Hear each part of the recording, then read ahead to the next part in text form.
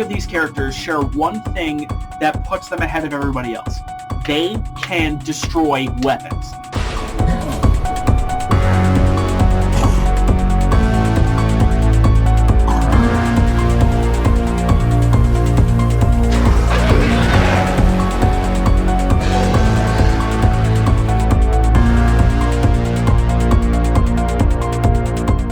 Hello, ladies, gentlemen, and non-binaries. I apologize that the Mortal Kombat videos have not been flowing. Just things and circumstances and life happened, and all of a sudden, most of my ideas fell through. But the final video is here, and to make it up to you guys, I'm bringing back an old friend, someone we haven't seen in a while. Joining me in celebrating the Mortal Kombat's 30th anniversary and talking all about wonderful things that the franchise has brought us, Mono is coming back. Don't forget to be awesome, my friends, and please enjoy their return.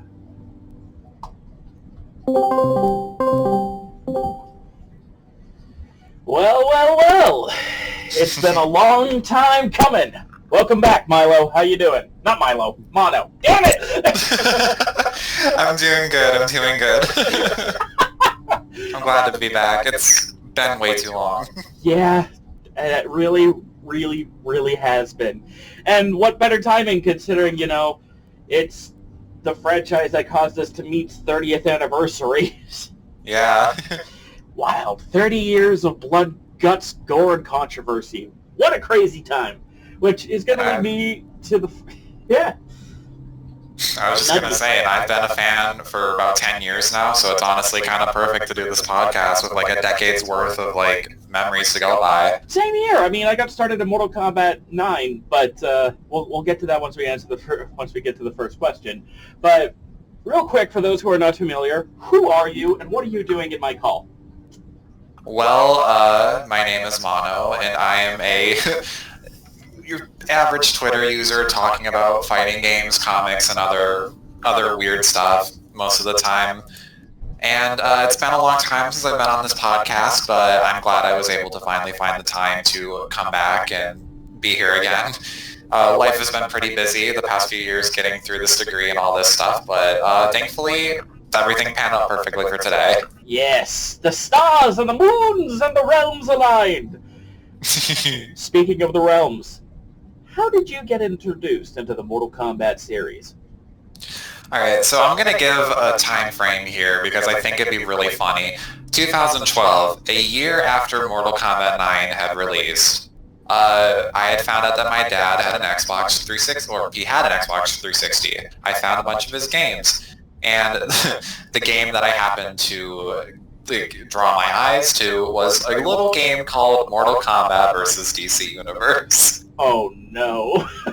So I was like, oh, Batman on the cover. This looks really cool. I have no idea who these other characters are. And I plopped the game in, and for about 3 months, I was essentially addicted to the game. Nowadays, I kind of hate the game.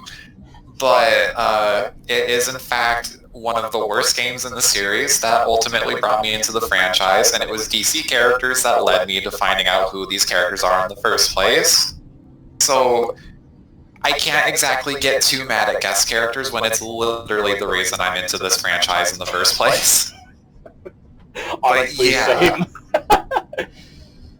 Like, I played so much MK vs. DC back in the time,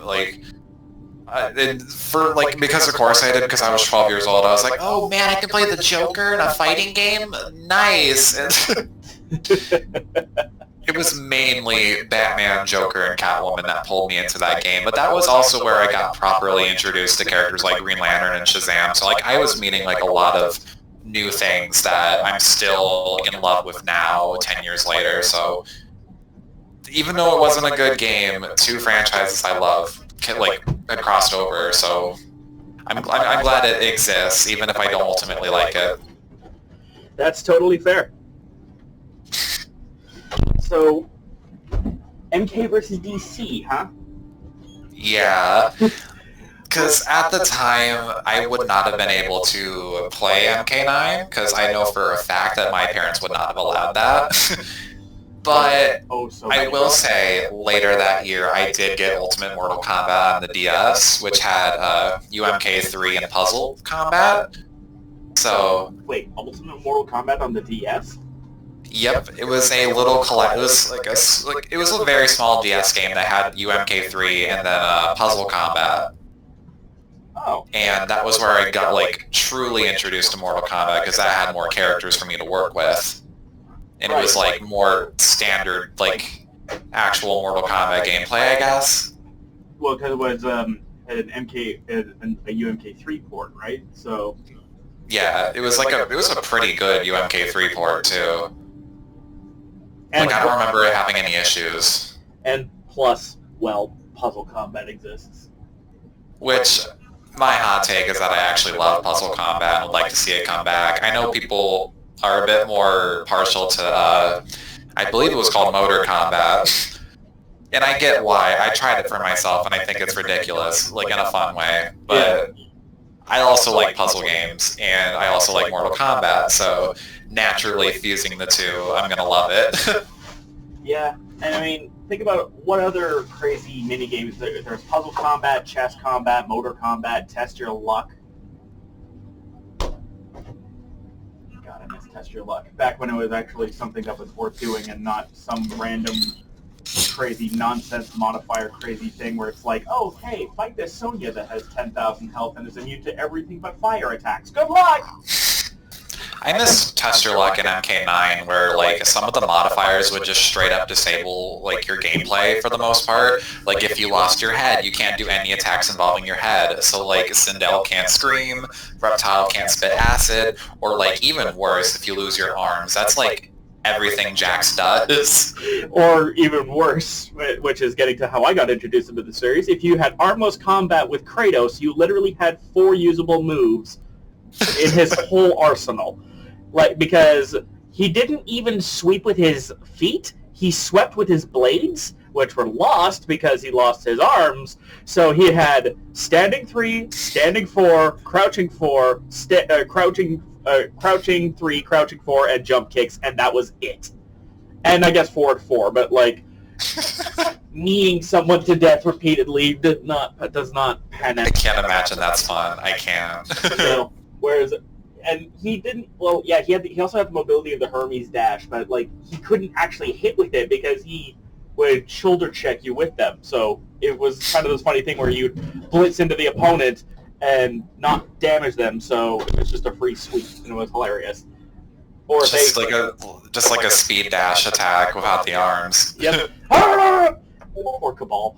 Anywho, my introduction to the series, as you can tell, was Mortal Kombat 9, and it was through Kratos because I am a huge God of War nerd. So for 6 straight months, I played nothing but Kratos in MK9 all the time. Kratos nonstop. Didn't even give the other characters a second thought. Just give him a boy. But then I saw these 2 blue ninjas one day after I was like, you know, I should probably start thinking about playing Mortal Kombat characters in this Mortal Kombat game. And I see the blue ninjas, Sub-Zero and Kitana, and I'm like, okay, let's give them a try. And, you know, I ended up loving them both, so that's how it started. It just, again, me, guest characters. That's how I got in, so. It's why I can't, like, judge them too harshly, because, like, I'm sure there's people who got brought into MK11 because of characters like Joker and Spawn and Terminator. Like, sure, I can complain about some of them when they just really just feel kind of like an afterthought, but they do bring in people. Yeah, that's like immediately what I thought of was RoboCop. Like, I don't know. I can't get too mad at guest characters being included. It just depends on how many are included and which ones they specifically choose. Yeah, because, like, the Predator works. RoboCop, not so much. Not in my opinion, anyways. Yeah. I mean, to be fair, RoboCop was replacing Ash Williams, which is like, okay. MGM, it's like, MGM, my guys. Could you not have lent James Bond? I don't know. It was just really silly, because, like, I remember that time period where, like, people were still like dead set on thinking Ash was going to be added. So when they announced Aftermath, it's like, oh cool, we got Shiva and Fujin, and then they immediately announced RoboCop, and I like immediately went back to being just excited for Shiva and Fujin. It's like, I can picture it happening like this. The RoboCop thing comes in because it's just his outro. You're under arrest, dirtbag. By the way, Shiva and Fujin, welcome back. Yeah. You're just sitting there gobsmacked. And then you immediately look over and go, hi! Four-armed lady and wind god we haven't seen in an age and a half. Welcome back! God, it was like a long overdue return for Fujin. Since 2006, or if you want to be a pedantic, since 1995. Fujin hadn't had a crossbow since 1996. How crazy is that? Like, man, I just wish that they had, like, I wish Mortal Kombat would just bring back 3D eras a little bit more frequently than they do. It's just frustrating that there's so much untapped potential, but that's something I'll talk about more later. Yeah. Moving onwards, speaking on the 3D era, our next question is our favorite Mortal Kombat game and or movie, kind of the main properties that Mortal Kombat has kind of gotten itself into.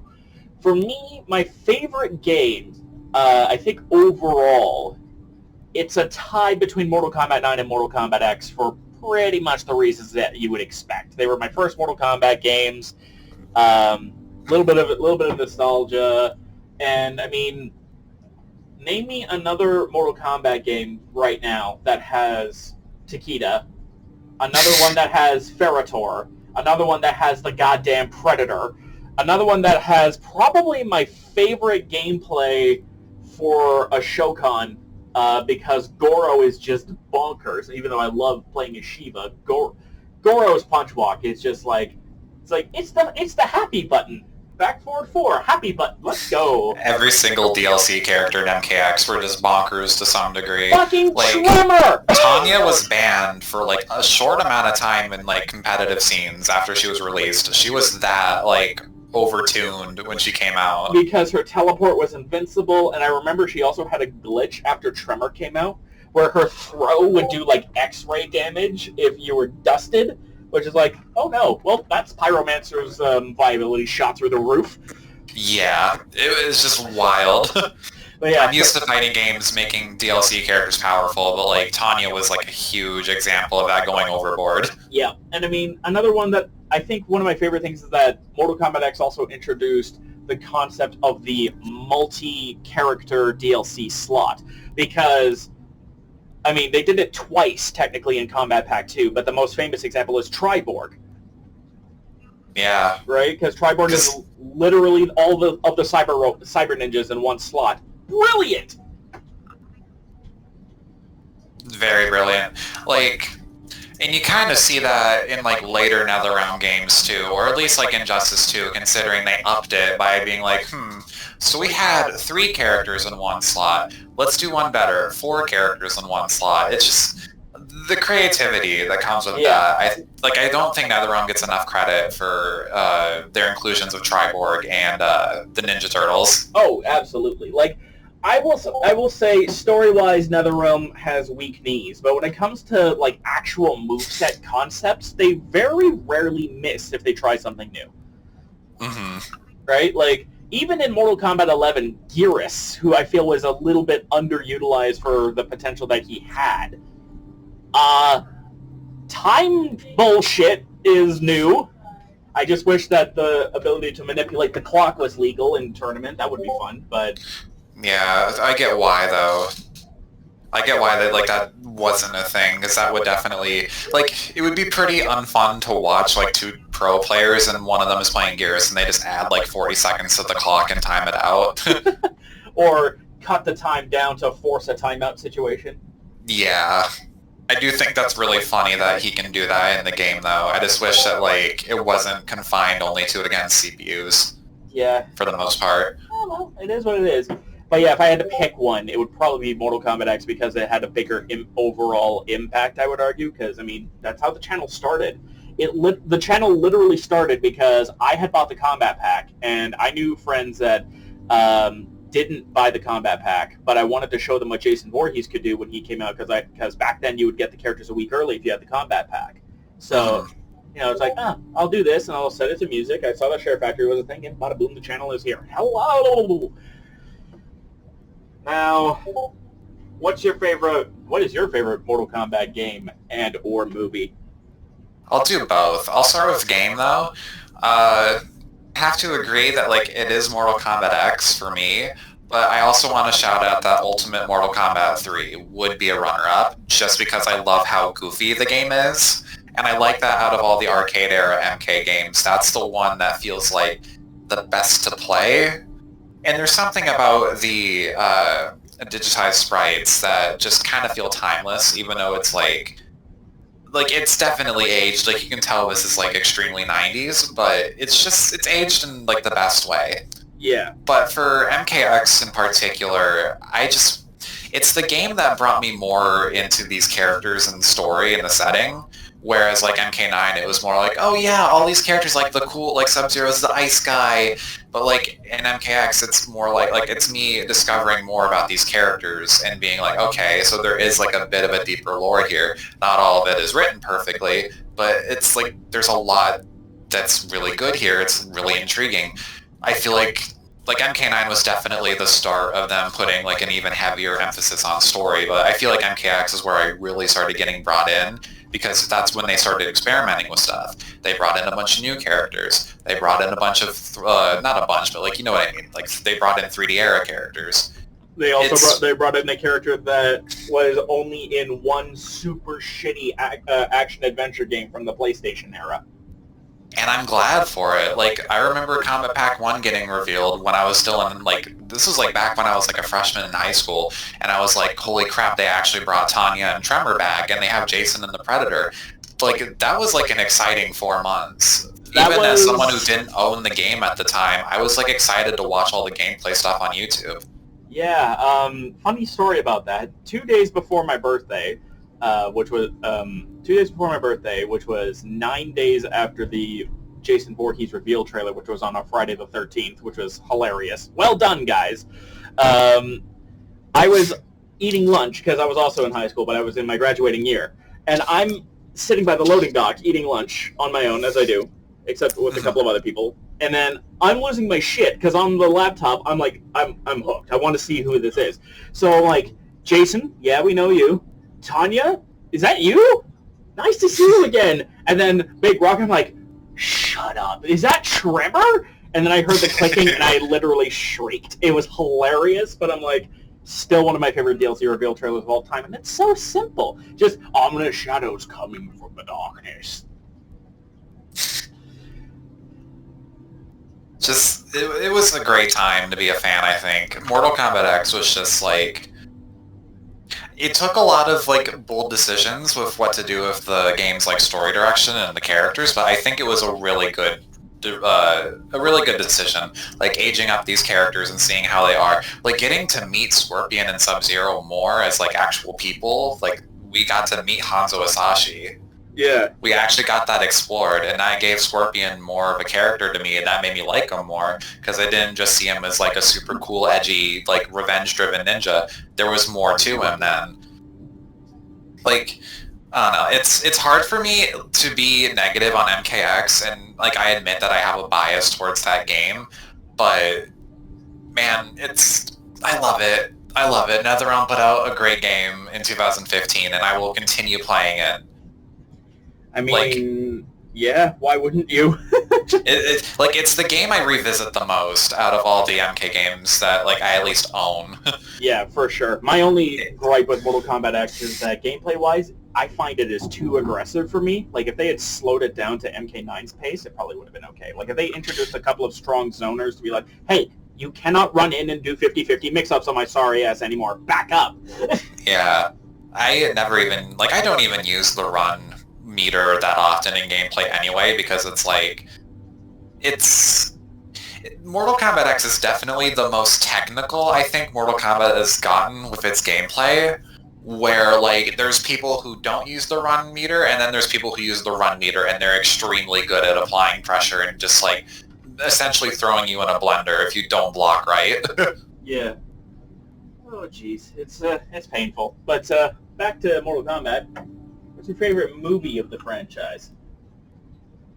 This one's kind of easy just because there's not a whole lot of competition for it to like go against, but I will have to go with the original movie from, I believe, 95? Yeah, it was 1995 when that movie came out. Okay, yeah. The original 1995 movie, there's just so much about it that, like, it's cheesy, but in the best way. Yeah. And it just brought a lot of good things, I think. Like, for example, Kerry Tagawa as Shang Tsung is extremely iconic. And I'm glad that he got to reprise the character in MK11, because he stole the show. That dude is my Shang Tsung right there. No ifs, ands, or buts about it. That is my Shang Tsung. Like, he stole the show twice. Just very good role. It's been a while since I've last seen the movie, like probably about a few years, but like it goes to show that even if the movie's rated PG-13, it can still be really good. Like the movie isn't even gory, and yet it's like my favorite MK movie by a long mile. Understandably so. And we can't forget about animatronic Goro, or like the best character, Arlene. The character that people love to meme on just because, like, he was the one original character for that movie, and he just exists to get, like, killed by Goro to show how, like, strong Goro is. Yeah. And it makes me, it's just really funny to think about in retrospect, because they would try to do an original character for an MK movie again last year, and nobody liked him. No one really, like, I can't tell you a single thing about his personality. No, all I know is that, you know, the guy who played him kind of got shafted. Also, that was the movie that teased Nitara, and, like, she is in a grand total of 2 scenes only to get murdered. I'm like, God damn it, people! Like, thank you for remembering that she existed, but also why? Yeah. Why did you do her like this? Why did you do Nitara? And Nitara was also in Scorpion's Revenge as, like, a cameo, but it was a cute cameo where she's like, "Back off, Johnny Cage!" in the most hilarious way possible. She just hisses at Johnny. I think that was funny. Literally just screams at Johnny and walks away with a fruit. I'm like, vibes, girl. Vibes. Yeah. Like, you know what? Like, it's better than her showing up to getting, like, just to die. Like, at least she got to do something. At least, like, that's something I want more of. Is just, like, fun little cameos that don't end in death. That don't end badly. See Reptile, see Ermac, see Smoke, see the Traveler. The entire list. There's like a whole list. Yeah, see the fucking Traveler in Mortal Kombat 11 Aftermath story mode. That poor bastard. That was funny. I will give it that, though. Yeah. It was a funny little Easter egg. Shang is so disappointed. But I don't blame him in the slightest. Traveler guy was a bit of a goofball. Doofus. What even was he doing in the crypt anyway? Who gives a shit? Anyways, moving on. This one was fun to come up with. Your favorite and least favorite characters in the franchise. Guests can count. And why? Okay, so for my favorite character, I'm going to have to pick Sub-Zero. Like, I know that's somewhat of a basic answer, but first of all, I just love the color blue. Like, very superficial to point that out, I know, but, like, that immediately drew me to the character. I think ice abilities is just always fun, and I like that he could create weapons with his ice powers. I always thought that was, like, the sickest thing as a 12-year-old, and I still think it's the sickest thing as a 22-year-old, that he can just create ice swords. And MKX in particular, making him more of, like, a teacher and, like, mentor figure was just a really cool direction. I really like that for him. Plus the beard. And the beard. Love the beard. Thank you, NetherRealm. The fact that they gave every single good male character a beard, and all of the bad male characters didn't have beards, even in any one costume, it's like, somebody in NetherRealm's a beard lover, and I respect that. I respect that. I miss the fascination with beards. And then, as for a least favorite character, I feel like this is like cheating, but like I'm gonna have to say Kronika just because I think she's emblematic of like every single thing that went wrong with 11. But I'm also gonna try not to like be too harsh on it just because I want most of like my answers here to be like a bit more positive. I want to celebrate. I don't want to like get into like a rant. But I'll just say that like Kronika's design was just kind of boring. I thought her story and like motivations just did not make sense for the most part. I thought she was a very underwhelming boss character, and I just don't like the way the writers shoehorned her into the universe. Essentially, it's a lot. It's like if I feel like every possible thing that could be said about Kronika has been said. Yeah. Which is unfortunate because have you seen her goddamn concept art? Oh my god. Like, it's such a pain when concept art looks so much better than the final product, and like, this is something that I notice a lot with like, of that. There's so many examples you could come up with like Mortal Kombat and like pretty much any Blizzard property. Yeah. Jade's fucking mohawk that we didn't get in MK11. Oh man. Man, that would have been so good. That would have been so good to see Jade's mohawk. And they almost went with a more nature spirit Cetrion, and I would have loved that, but instead we got big boobed short stack Elder God. Crystal One Piece. Yeah, I'm just in here like, she's an Elder Goddess. Why is she shorter than Raiden? You didn't need to make her the short stack of the Elder Gods. Cut it out. It fucks me up that like her heels are just like a part of her body, essentially, and not like... Maybe I'm thinking of Devora, but like one of them or both of them had like heels, like natural heels as a part of their like anatomy, and it was really weird. Well, Devora did because she had a spike in her heel. So, but being an insect hive woman, that actually kind of made sense.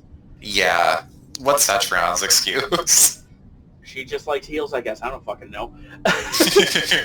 Okay, my favorite Mortal Kombat character. And I'm not going to say a guest because that would be too damned easy, is actually a tie between Takeda and Tremor.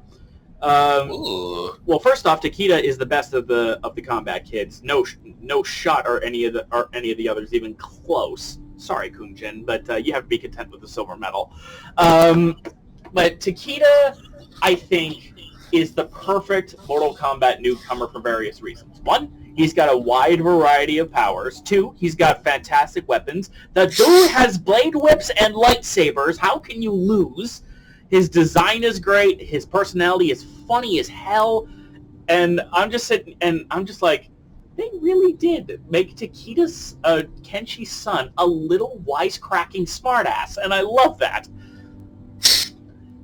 We need more nice characters in MK, because, like, there's definitely some. You got Liu Kang, you got Fujin, you got Takeda. Man.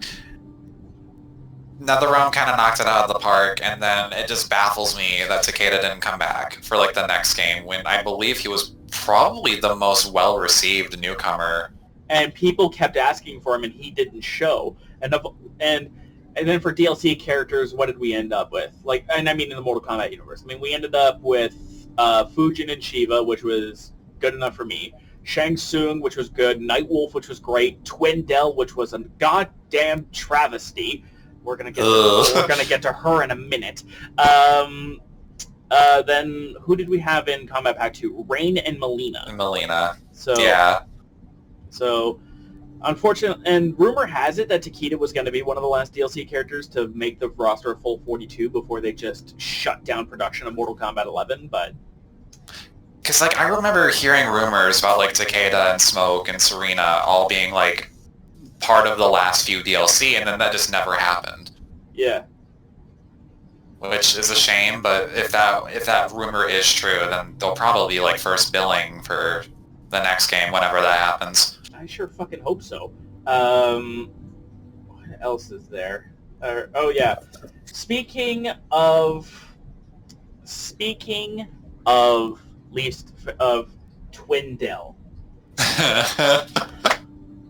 Again, I know I'm going to keep it positive, so I won't do it for too long. But you have to try really hard for me to dislike a character more than Kano. And oh my god, did Twindell ever manage to do that? Because for those who couldn't tell by the profile picture, I'm a Barbara Gordon fan, and I'm familiar with DC Comics' capacity of taking a female character who is an awesome maternal badass and turning them into a completely vapid, weak, pathetic, whiny excuse of a shuffling, body snatching soul stealer. And then we have Twindell, who took a badass maternal character who took no shit from anybody and turned her into a vapid, soulless, body snatching bitch who I really wish would not have existed in the first place. It still just does not sit well with me that they took an abuse victim and went, you know what? What if the entire time she actually loved the man who was abusive? And I'm just like, you could tell. Why? Why? You could tell that Stephanie Brownback and Tyler Lansdowne and Derek Kurtzik did not want to be in those seats for that combat cast because they tried to rationalize it and they really took the heat for it, and I'm like, I feel bad. Like they're all just here to do their job. Yeah. And I mean, they have no say. I could tell that especially Stephanie did not like what they did, but they couldn't say anything. So they just kind of like monotoned their way through the explanation and then tried to be, hey, we could get like. I feel like they got to the gameplay way faster than any of the other combat pack characters. Because let's try and get this done. Because like I don't want to deal with the heat of what the fuck they did to Sindel. God damn it. Like the three of them are just here to do a job. They have no say on the story stuff. So like leave everyone that isn't a writer or like Ed Boon alone on the matter. Yeah, I mean, at least Ed Boon kind of took the joke. Do you remember when that one animator guy kind of made a parody of Mortal Kombat and had Scorpion get pissed at Ed Boon? I just watched that the other day. I love that video. Yeah, and I'm glad that Ed Boon was, he's like, I'll take it in stride. This is fucking hilarious. And Ed Boon's just that kind of guy. Like, he can take a joke. He knows how to make a joke. He knows how to take a joke. Plus, the video even starts with a disclaimer, please don't harass Ed Boon. Please don't. Like, if this guy who made, like, a 3-minute video lampooning Ed Boon is like, please don't make fun of him, you probably shouldn't. But... oh dear God! If they announce that Twindell is back in Mortal Kombat, I might riot. I really want to hope that like they would learn from the mainly negative feedback they got from that change to go, what if we retcon the retcon? Yeah, retcons squared. It wouldn't be the first time. It just cancels out the retcon. Like. I don't know. Like if you really want a really vapid female villainess, then like create one, or like you have Melina and Tanya, for example. Like they exist. Yeah, I also don't really like as the one single good thing that came out of Twindell's existence is the implication that Sindel would dominate Raiden. Good Sindel absolutely would. They even made a gigolo crack where she tried to seduce Jax, and I'm like, what are you doing? It was so weird. That entire era was super weird, and I remember some of the because some of the voice lines had been data mined, and it was like written text, so they weren't like. Some of them were worse. Like, some of them used, terms and words, and I'm just what the hell? Like, it obviously didn't make it past, the first draft and didn't get in, the actual final game. But, it could have been worse. They could have had Sindel threaten to spank Cassie. I remember that. Oh, my God. Yeah. Moving on before we yeah. I mean, we're here to celebrate the good, the bad, and the ugly of Mortal Kombat, because there's good, bad, and ugly in it. Which leads me to the next thing. Oh joy. A trope in Mortal Kombat you wish would die. One that you are glad that has been outlived, and a trope that you would like to see implemented more. I think we already know what my trope I wish would die thing would be. The evil stepmother trope. Yeah. Would time travel count as a trope? Time travel would count as a trope because it's fucking everywhere.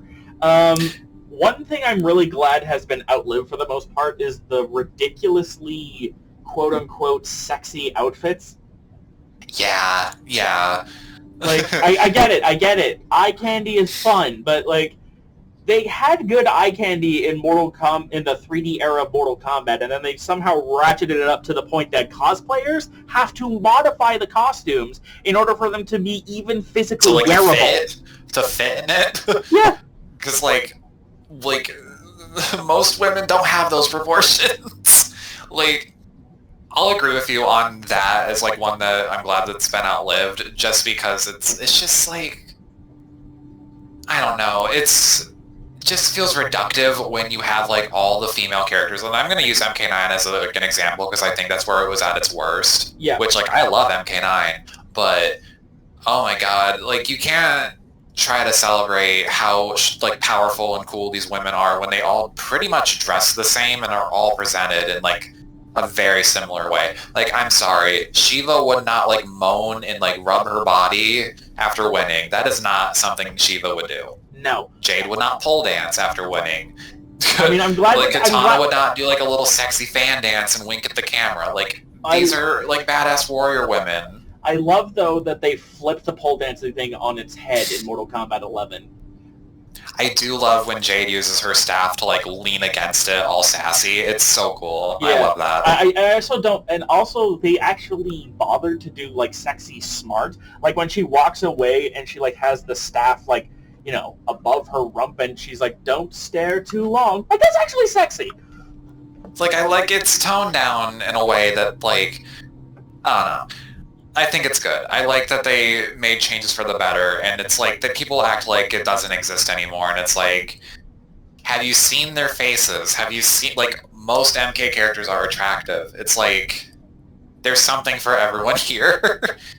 Like, I'm glad it's been outlived. I think it's, like, a design philosophy change for the better, because, like, I kind of hate when, in literally any video game, all the women are just, designed like that, but all the men are in, like, full body armor.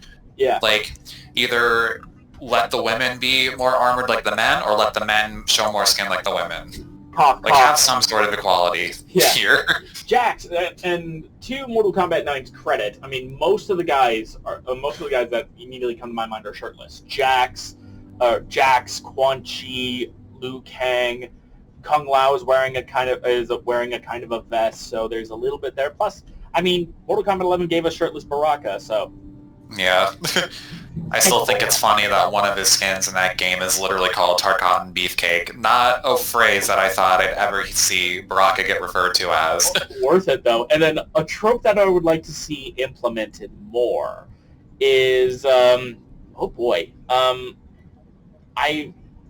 trope that I would like to see implemented more. I think it would be fun if a tag team fighter had come back, like Noob Smoke or Ferritor. Implement more, like, two characters in the same slot that do very different things, but when they work together, they are extremely potent. I think that'd be really cool. Plus, honorable mention, throw in more mythologies. How in the fuck has there not been a Viking in Mortal Kombat? How the fuck has there not been a pirate in Mortal Kombat? Give me a Zulu warrior, give me more Mesoamerican cultures, you know, lean into it, damn it. Please. There's so many good ideas that they could do. And I'm, like, that's the thing with, like, a new MK game that's always exciting. It's wondering what sort of archetypes we'll see, like, be introduced into the game. And which archetypes get massively improved. Like, as much as I despise Kotal Khan as a character now, MK11 Kotal Khan is easily my favorite character to play in that game, bar none, because he does genuinely feel like a boss character. Totems and sun and crazy damage and command grabs and projectile invulnerability and shit. That guy has a ton to work with. And I remember playing him when he was fucking bottom 2, so don't at me for being a faker. Like, I liked with MKX that We got a cowboy, we got a Aztec warrior, we got a creepy bug lady. Love Devora. Yes. Like one of the few people who like will say that in like full confidence. And like Ferritor, where we have like Mad Max, I guess. I don't know how to easily describe them. Yeah. Yeah, I hear that. Like, I mean, and yeah, you bring up Devora and like, oh, she's hated because she kills fan characters. Good. This is Mortal Kombat. Nobody is safe. Besides, they're gonna come back in the next game anyways. Chill out. I think one thing that would be really, really cool would be like as like a fucking mind game would be, okay, let's say Mortal Kombat 12 happens and Devora isn't in the game. That means not a single classic character dies in the story mode. But when Devora shows up, 3 classics die, and you do not know which ones. Like, if you bring back Devora, just don't let her kill people. Like, it's so easy to make Devora, like, more popular, and it's just don't make her kill people. It's really that easy. It's just so, I don't know. It's... I have a lot of thoughts on Devora, and I wish NetherRealm would handle her better, but like, at the same time, I think presentation-wise and gameplay-wise, like at least in MKX, I love it. She's extremely gross, she's extremely creepy, she does like... She pukes bugs. I love that. We love like, that. We love that. I love that she shows like the most skin in MKX, but yet here she is like throwing up bugs and doing all this other creepy, gross stuff. It's such a good contrast. Yes, it's that subversion of the hey, you want a sexy bug lady? Here you go, but look out! She's gonna pull bugs out of her belly and stab you with things coming out of her back, and she's gonna make you the pregnant one. Now you get the triple threat of tropes. So yeah, I definitely agree with like the overabundance on like fan service thing as something that's been outlived. A trope that I wish would die personally, or at the very least just kind of be used way less, is time travel. Just because I think it just convolutes everything, and then you have to try to follow your own rule list, but writers don't. They'll introduce rules and then immediately break them in some form and just not even realize it. Like, it's extremely common. I think it's extremely difficult to write time travel stories and make them logical or like sensible with like the rules you create. As for a trope that I wish would come back, like at least be implemented, is kind of hard to think, but I do wish we would get a lot more zany archetypes with the characters, because like MK11 kind of had shades of it, because you had like a time golem, you had a nature goddess, kind of. Like, I kind of wish that, like, I kind of hope the next Mortal Kombat game starts digging into more ideas of like specific character archetypes. Like, I think of, like, as you said, like a Viking or a vampire would be, or vampire pirate would be really cool to see. I would like maybe it'd be leaning a bit too much into like how Saberwolf and Killer Instinct is, but like a werewolf character maybe. I mean, like a lot of ideas you could do. I mean, Mortal Kombat has ripped off tons of. I mean, Kano was a ripoff of the Terminator. Oh, yeah. Johnny Cage is just Jean-Claude Van Damme, but American.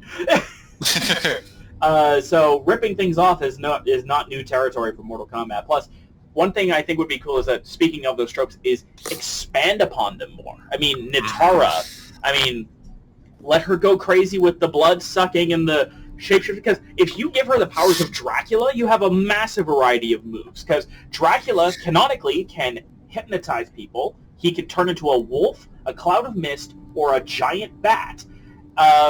He is virtually immortal. He can obviously drink blood, and if you really want to go crazy with vampire stuff, Legacy of Kain exists, Vampire the Masquerade exists. Dig deep into the vampires and go crazy with it. Imagine, like... Serena... Oh, sorry, you continue. No, Serena, that's another great example. It's like she's part demon. Like, let her have like a crazy demon form that she can turn into.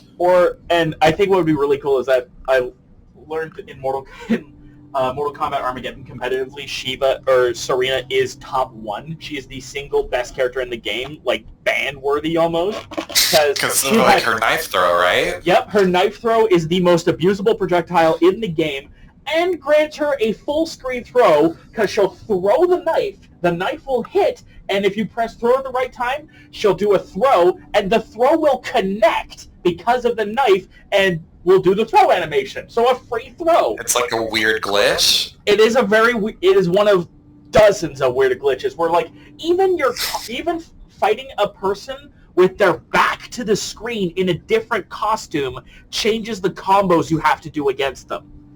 MK Armageddon is not busted. It's just straight up broken. But it's a fun mess. I like that it had even if they had to make some sacrifices here and there, like it's nice that they had every single character at the time in one game, and you got to see certain characters who weren't in the past few games again, like Shiva, for example. Like Shiva has like a surprisingly small amount of appearances, despite being like a trilogy character. And being a Shokan, which is one of the most which is like one of the most famous races out there. Like I think mostly because he's a boss. Goro is a weird exception where he has been in a lot of games, but he hasn't been playable in a lot of them. And poor Kintaro, man. Yeah. I miss my kitty. Yeah, I hear that. Speaking of things that we enjoy, now we're going to get into something a little more controversial. Guest characters. Because holy crap, is this a controversial thing? Now, bearing this in mind, there have been how many is it? It's been 2, 4, 5. So there's been 11 guest characters in Mortal Kombat history so far, not counting MK versus DC.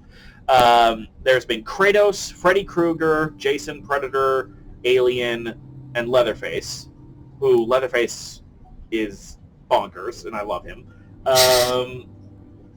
And then there was Spawn, Joker, Terminator, RoboCop, and Rambo. Whether you like or dislike these characters is one thing or whatever, and one of these days I gotta make it like a guest character tier list for how much I like them or whatever, but what's a guest character that hasn't been implemented yet that you want to see in Mortal Kombat, and why? This is going to be somewhat of a basic answer because it almost happened, but I'm going to have to say Ash Williams. I feel like Ash Williams just embodies everything about Mortal Kombat. It's like, it's extremely violent, but it's also extremely tongue-in-cheek and silly and doesn't take itself too seriously, and that is just Ash Williams. Like he gets into like some gory mayhem, but at the same time, he's an extremely comedic character all through it. And I don't know, I just would love to see Ash's banter with like other characters, and just like if he has like customization or like variations, what they'd do with him, how he would implement like the chainsaw arm or chainsaw hand, I should say. Yeah. Like there's just so much you could do with Ash, and it makes me upset that like I get it, there was licensing issues behind the scenes. I hope by the time there's another MK game that can get all sorted out, because losing Ash to someone like RoboCop or Rambo was definitely disappointing. Yeah, but it was definitely RoboCop that replaced Ash Williams, and yeah, the Joker had actually moved up to cover Ash Williams because Ash Williams was going to be in the first combat pack, and then Joker was going to be in Aftermath. Yeah, so there's that weird shuffle that happened behind the scenes. Which definitely explains why Joker's model looked so weird in the Combat Pack trailer. Because it wasn't finished. Definitely. Like, I can't honestly think of that many other potential guest characters to show up in Mortal Kombat, just because I think the ones I'd want to see have already made it. We already got Freddy, we already got Jason, and we already got Spawn, we already got Terminator, and unfortunately Terminator wasn't quite how I wanted it to end up, but he was in the game. Yeah, because Terminator was actually slated to be in Mortal Kombat X. We know about several deleted guests that would make for a fun video too. Like Neo in Mortal Kombat 9, Master Chief or Marcus Phoenix in Mortal Kombat 9, Terminator. I would have loved Marcus Phoenix. Terminator and MKX. The fun fact, the reason why I think it was Master Chief, but I think there was also rumors that Marcus Phoenix was going to be it. But the reason why the Xbox guest character picks didn't happen was that Microsoft did not play ball. They didn't want to see their characters get killed in a brutal fashion like that. Whereas Sony being approached and be like, hey, can we use Kratos? Sony was like, yeah, you could fucking use Kratos. Here, we'll even have Sony Santa Monica help you out. They went above and beyond with Kratos in particular. Oh yeah, Kratos has arguably got the most amount of like special treatment of any guest character. He got his own stage, for Christ's sakes. That's something I wish they would do too. Like give some of these guests like their own stage. I mean, Spawn would have been a good candidate. Imagine a Gotham City stage that came with the Joker. That would have been fucking sick.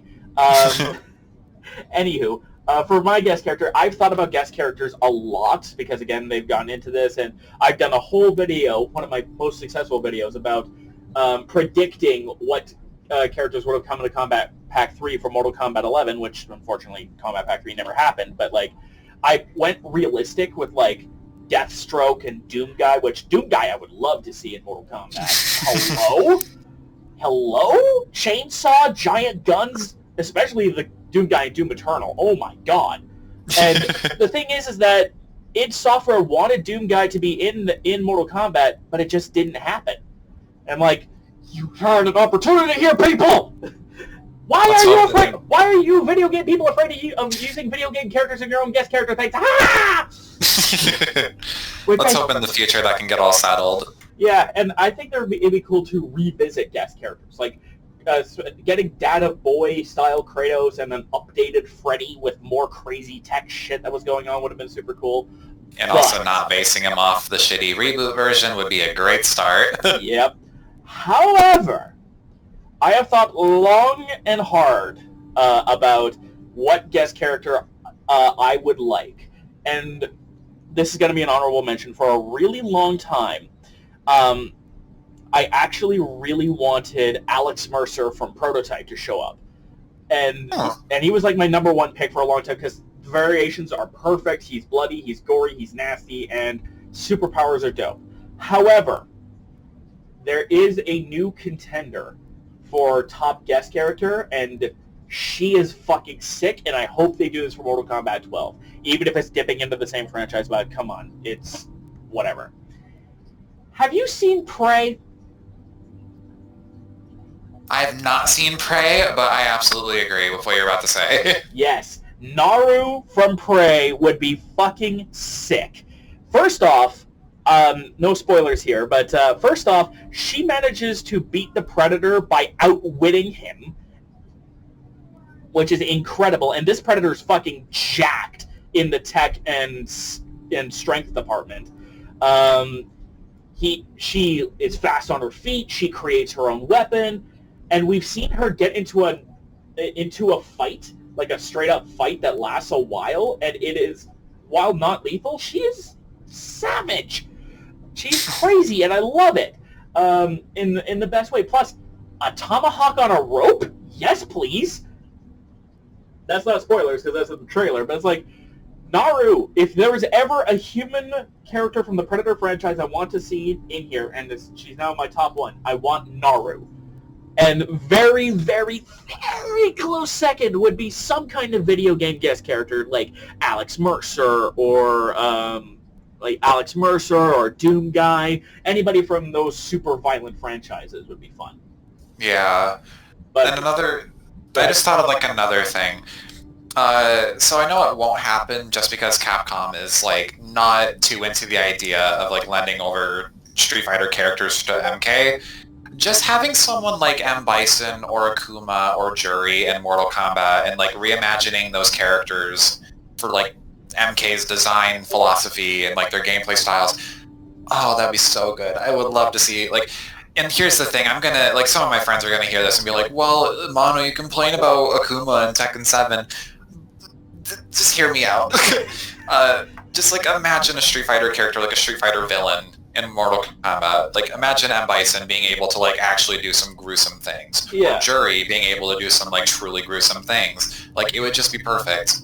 And I mean, it's not like you have a shortage of villains to choose from. I mean, let's think. We have M. Bison, obviously. We have Balrog. We have Vega. We have, for those international audiences, we have Dictator, Boxer, and Claw. We have Seth. We have Jury. We have DeCapre.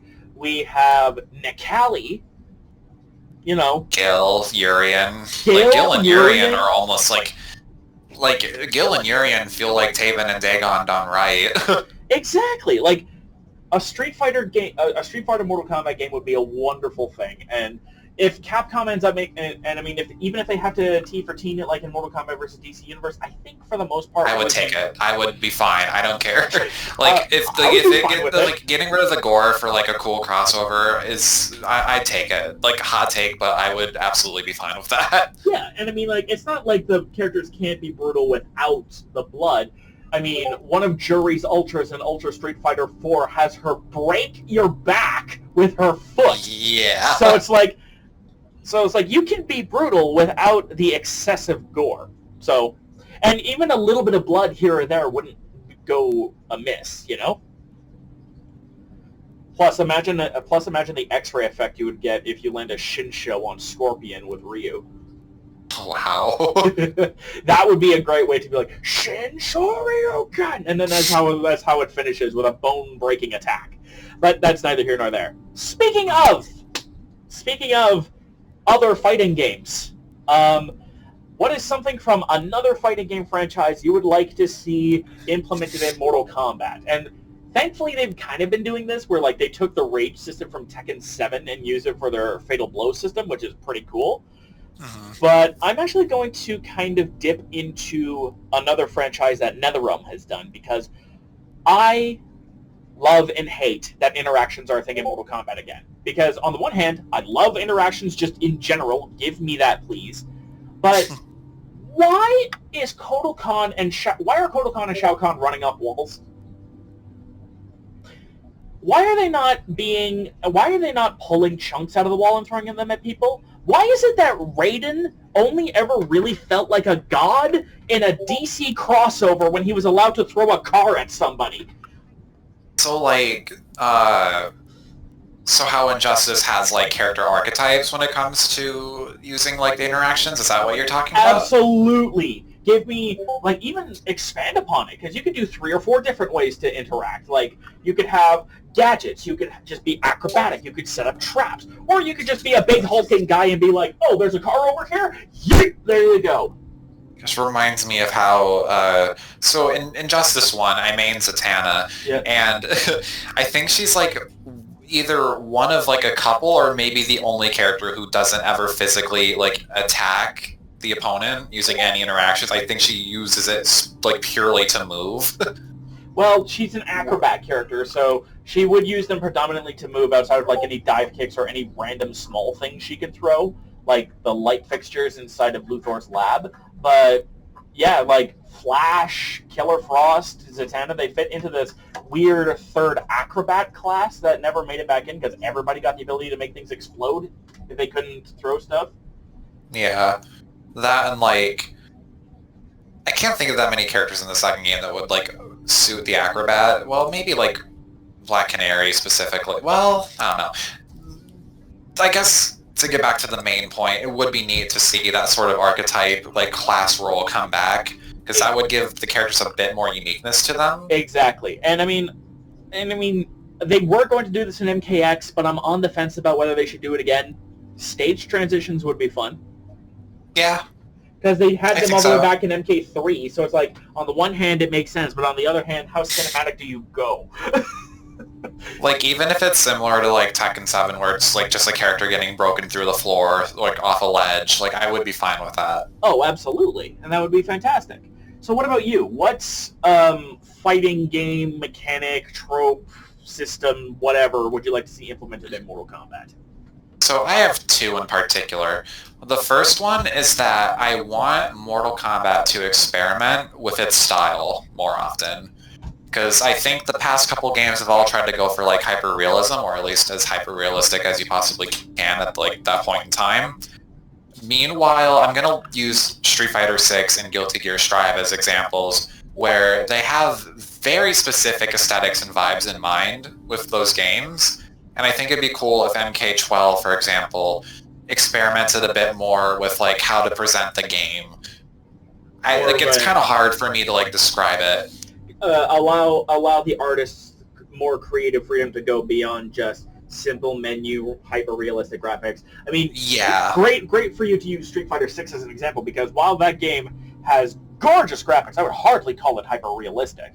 And seeing Kimberly, for instance, holy crap, Kimberly looks cool. I can't wait to actually play Street Fighter 6. I can't wait to actually play it because I didn't get the beta code from Capcom. No! No, but Max like has annoying, it. Max but has it it's at whatever. least, so if Max has it at least, so you can do something like that. What's that? Maximilian Dude. He has a code, and I've seen bits and pieces, and seeing Max get giddy about a Street Fighter game again is wonderful. It's really nice. I just hope the parries aren't too heavily reliant on. You know what I mean? From what I've heard so far, it's not too bad. I remember Max put out a video talking about how using like a parry on Wake Up just isn't worth it. Okay. Because it's just like a waste of resource essentially. But yeah, to head back to my main point, my other main point, I should say, another thing I'd like to see implemented into MK is character themes. Because so many fighting games do this. There's a lot of fighting games that do this. I think the biggest examples would be Killer Instinct and Guilty Gear having actual character theme songs for each of the fighters, and Guilty Gear Strive even going above and beyond by adding lyrics that match the characters' personalities and storylines. I don't know. Mortal Kombat tends to have a bigger roster at the start than most fighting games, but I think it would be really cool if we just got character themes added. I mean, it would give characters a bit more identity, and it would give me something to listen to. Yeah. Plus, I remember they did do more. Well, they themselves didn't do this, but Techno Syndrome kind of did this with their Mortal Kombat album. Where if you ever listen to the full album, it's not just the classic Mortal Kombat theme, but every character except for Shang Tsung has a specific theme. Mm-hmm. So, and it shocks me that he doesn't get one. Yeah, it's weird that Shang didn't get one, but I guess it was just album space or whatever. But Sonya's is this pumpy, classic, poppy, badass bitch vibe that it's it's literally a weird blend of 90s pop and Pilates music, but it works. It's weird. And then Kano has a fangirl singing about how he's the strongest one, and Raiden's got a track called Eternal Life, which is perfect for a god, and Goro gets his own background story, and then it leads to this big scary Goro and shit goes hard. As somebody who enjoys music a lot, it irks me to no end that they went super cinematic with the tracks, which is fine for certain things, but the fact that they, as much as he's kind of been lately, the fact that they almost got I can't remember his name right now, the guy who did the music for Doom 2016 and Doom Eternal. You know who I'm talking about, right? Yeah. He asked to be the music guy. Mick Gordon, that's his name. Mm-hmm. Mick Gordon asked to be on the Mortal Kombat music roster thing. And everyone basically came out and said it was it was nice of him to ask, but it didn't fit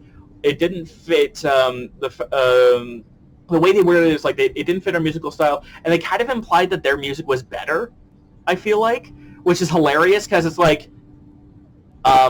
the only track, there's only ever been one track per MKX and MK11 title that I actually remember, much less Mm-hmm. and they're both second round tracks on one specific stage. Character themes would be great. Music that actually is music would be nice, and don't be afraid to get crazy with it. You're a child of the 90s. Like, okay, well, hold on. Tupac and Biggie are dead, but like, get Snoop Dogg in on this. Get Nine Inch Nails. You are under the Warner Brothers umbrella, which is looking more like a strainer outside in a rain full of acid rain right now. But like, Warner Media Group has tons of artists you could use. Like the first one that immediately comes to mind is that I'm pretty sure Disturbed used to be under the Warner Brothers label. Hello, the Down with the Sickness guys, come on.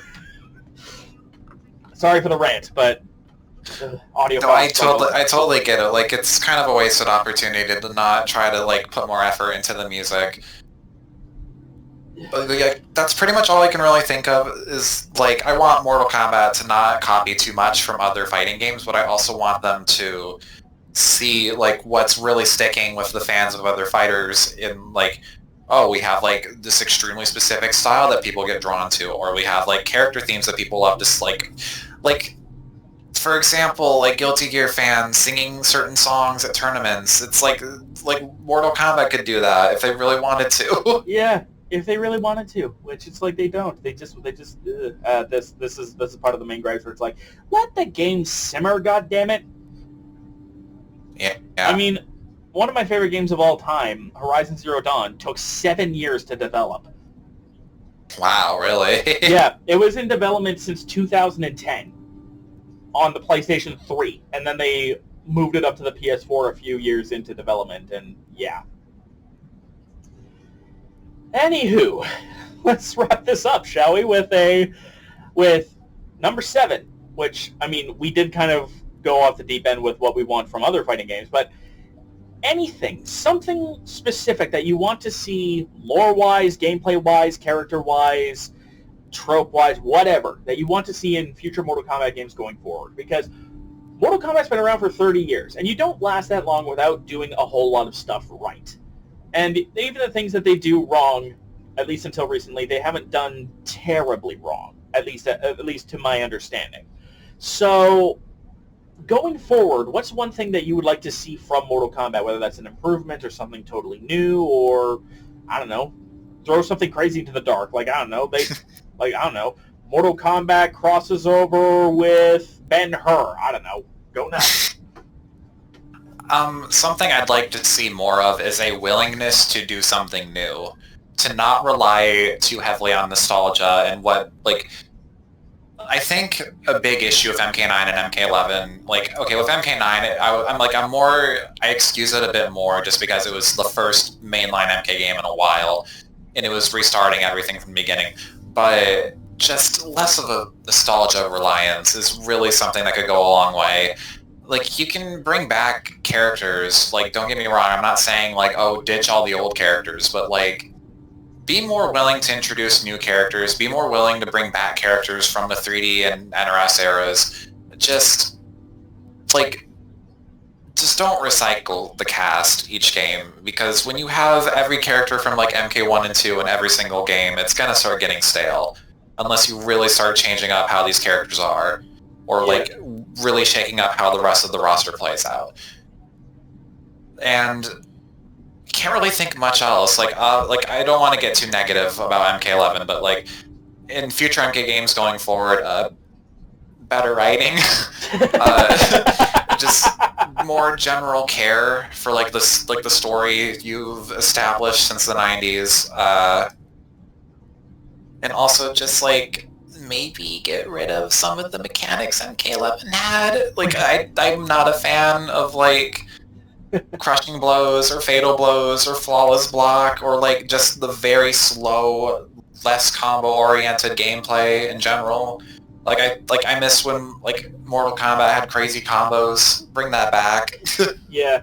And I mean, it's not necessarily a negative, it's constructive criticism. It's like, I'm glad that they tried to experiment a little bit with the gameplay emphasis on Mortal Kombat 11, but it's like, some of this just did not work. Yeah. Breakaway. Like, no one liked Breakaway. No. They had to make a whole ass mechanic and tease it with Spawn to get people to even be like, oh, maybe Breakaway is not absolute dog water. And it's just, and really it still is. But Yeah. I like that you went with more new shit, because, yeah, more new shit would definitely help because of the said over-reliance on old characters, which, like, again, I like some of the old characters. Sonya is probably my favorite classic character. Yeah, I said it. But but some of these characters deserve a break. Like, Jax deserves to be retired. He let him go back to the farm. God damn it. Let him go back to the farm. Kano doesn't need to be in every fucking game. Let him go away. Stop making him more important than he actually is. And another thing.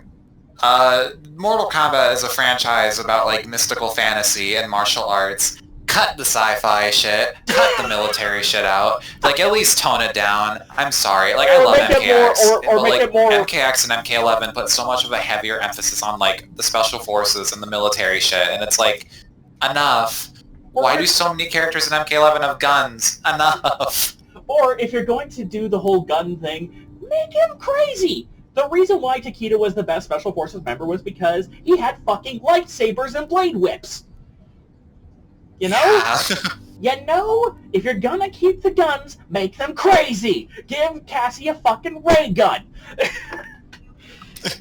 Give Cassie a ray gun. Give Jackie rocket... Oh, wait. Rocket boots were a terrible idea for Jackie, considering what the hell happened with her. Or... You know what? If you really want to be silly, if you really want to be ridiculous, if you really want to get out there, have some random Edenian chick who is crazy with tech, and all of a sudden she's... Have you ever seen... I can't remember. I think it's Machete Kills. Sofia Vergara's character that has, like, miniguns placed in her boob cup things. I don't think I've seen that. But that sounds amazing. That's just hilarious. Hello, boob guns. Or, I forgot what her name is, from Planet Terror. Cherry. The chick with the gun legs. Yeah, gun legs! Hello! Like, it's stupid, but, like, it's stupid in a fun way. Yeah. Like, I don't know, go crazy. Yes, I think that's the biggest emphasis from your point. Mortal Kombat. You are Mortal Kombat. Go crazy! Like, if you're gonna give me a gun character, at least have, like, said gun be, like, someone's arm or leg.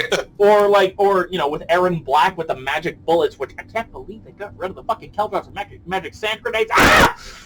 Yeah, I miss the sand grenades. So fun. Anyways, something I would hope to see in future Mortal Kombat games. I really, and this is just a thing for NetherRealm games in general, I really, really, really, really want them to move away from humanoid body forms. I really do. Because there's only so many, like, I understand why it's the basic humanoid body form. It's so that the hit reactions are the same to save on development time. Yeah. Ultimate Mortal Kombat 3 had fucking Motaro. I want my Centaur back.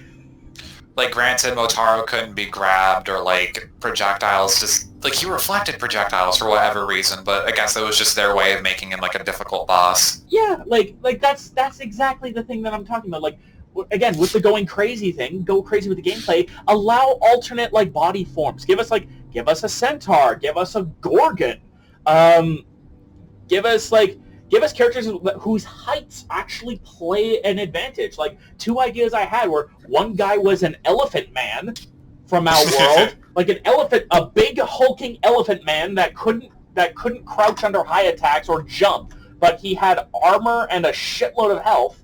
And then another character was a little frog shaman who was so short that most high attacks couldn't hit him even if he was standing. But he had less health, and the juggle properties were altered so that you could still juggle him in a combo. But, like, the point is that I want to allow for the expansion and extended possibilities, especially for for Mortal Kombat and also for Injustice, because I mean Starro. Like, if you really want to get crazy with some of the non-humanoid characters you could potentially bring in, like even as guest characters, for instance. I don't know. Have a fucking Tremor show up? Like, have one of the little things from Tremors, or I don't know. Killer Instinct has a goddamn cyborg raptor. Like, there's just so much you could do. Exactly. It's like I think the big problem is that they are caught in these huge development cycles, and I'm glad that it looks like they're spending more time developing whatever the hell it is they're developing. Whatever it is, I don't even, like, I'm not even sure if it's MK12, or Injustice 3. It could be a Marvel game, it could be a new IP, shit. It could be fucking Mortal Kombat, it could be fucking Mortal Kombat X Rampage.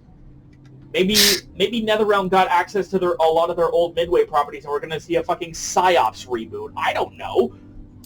But Mortal Kombat is their bread and butter for a reason. Everybody knows it, knows the franchise, and everybody loves it for different reasons across different eras, across different times.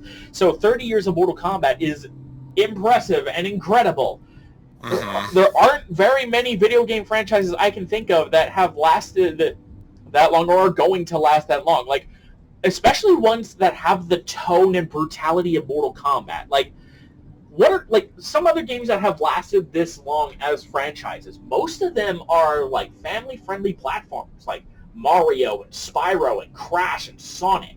And then you also have Pokemon, which is an RPG. Final Fantasy, which is a little more mature, but it's still got that general wide audience appeal. Mortal Kombat originally thrived off of being the center of controversy because of how bloody it was. So, break the mold. And the fact that it is literally why we have the ESRB in the first place. Pretty much, yeah. If Mortal Kombat's impact cannot be understated, especially in the 30 years that it's been around. So here's to another 30 years, and if there's ever a chance for something along the lines of, like, more time to get really crazy with Mortal Kombat, I'm game. Also, here's hoping that Snowblind doesn't suck. I've heard good things. I know it apparently got leaked, and I'm avoiding spoilers as best as I can. But most people seem to like it, and that gives me hope. That the movie's out. The movie's out tomorrow. As long as it's just a standalone. I'm gonna have to re-listen to this and, like, yell at myself after I watch the movie, potentially, depending on how it goes. Yeah, rewatch the video, get to the Snowblind thing, and because we find out that Snowblind is somehow worse than Battle of the Realms. So it's like, no! I can't imagine. I can't, like, I don't know. Just make it a standalone movie. Try not to make it anything deeper than it really is, and I think it'll be fine. Yes, I think that's probably the biggest thing with Mortal Kombat as a franchise right now. Most of its problems derive from one simple problem that it seems to be having. It's taking itself too goddamn seriously. It's trying too hard to do, like, these really big Infinity War-esque storylines, like, almost immediately, when it really doesn't need to. And also it's taking itself way too seriously, and in my opinion, Mortal Kombat X is probably as far as they should have gone with the realistic fatalities, but, you know, PTSD is apparently negotiable at NetherRealm, so... Yeah. Let's hope that becomes not something they do in the future. Let's hope not! Jeez. Just like, ugh. I know we kind of came off negative throughout some of the cast, but it's just because we love the franchise so much. Honestly, like, I'm critical of this franchise because I love this franchise and I want to see it get better. It's not me nitpicking or just me being, like, entitled or whatever. It's literally me just wanting the best for this series. And sometimes you just gotta be mean. Well, yeah, you gotta kind of be a little harsh with your constructive criticism, but considering that, you know, NetherRealm was taking that big break, and rumor has it it'll be Mortal Kombat 12, but again, rumor has it could be 5 other things, but I'm excited to see what NetherRealm does, and I'm hoping to see what Mortal Kombat does in the future. Also, I want to say, this is to all game developers that work under WB. A lot of you have worked with NetherRealm before. I mean, Rocksteady worked with NetherRealm when they developed their first ever mobile game, which was an Arkham City port that had Kano as a secret boss fight. And then Injustice 1 returned the favor by having the Arkham costumes and a lot of Arkham-inspired animations for, like, Batman and stuff like that. Monolith, I think, helped in the development of Mortal Kombat Mobile. I'm not 100% sure. Those are the guys behind the Shadow of Mordor games. So basically what I'm saying is that if NetherRealm is willing to share the Mortal Kombat franchise with other studios, I can't imagine it being a bad thing. Yeah. Like if NetherRealm wants to develop something new, but there's still a demand for Mortal Kombat, could you imagine like an Arkham style game but Mortal Kombat themed? That would be really nice. That'd be so cool. But that's almost an hour and a half of recording, so we're gonna cut it off here. Don't forget to be awesome, my friends, and we'll see you guys on the other side. And don't be a stranger. I almost said Milo again. Don't be a stranger, Mono. I'll definitely have to come on here again. Like if I'm not too busy, I would like to come back. Well, we've got the November cast to do, and we have the holiday special coming up. So, all right, I'll definitely keep that in mind. I'll try to make sure I can attend. Sweet. All right, see you around.